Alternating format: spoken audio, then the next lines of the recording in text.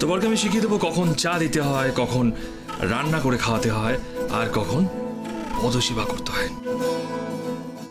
ছি ছি ছি, একই কথাবার্তা, একই কথা। আমি কখনো আপনাকে পদসেবা করতে দিয়েছি? টিকলি, ওর কথা একদম শুনবি না। আমি কখনো আপনাকে পায়ে হাত দিতে দিয়েছি? কোনোদিনও দিয়েছি? আপনি না আমার গুরুজন, আমি কখনো আপনাকে পায়ে হাত দিতে দেব? আমি গ্রামের মেয়ে, গুরুজনদের কখনো পায়ে হাত দিতে দিই না। একদিন হয়তো পদসেবাই করতে হবে।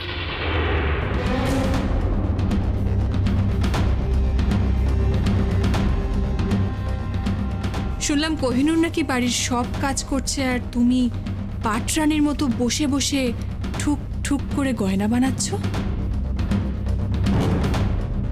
কিছু মনে করো না লোকটি, আমি পাটরানি নই। আমি একজন সাধারণ শ্রমিকের মতো এই বাড়িতে বসে কাজ করছি।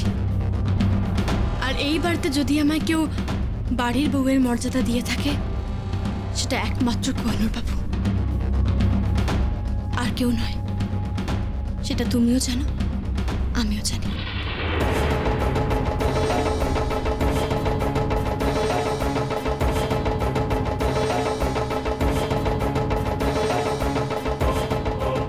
খুব তো বড় মুখ করে শ্বশুর বাড়ির নামে নিন্দে করবে।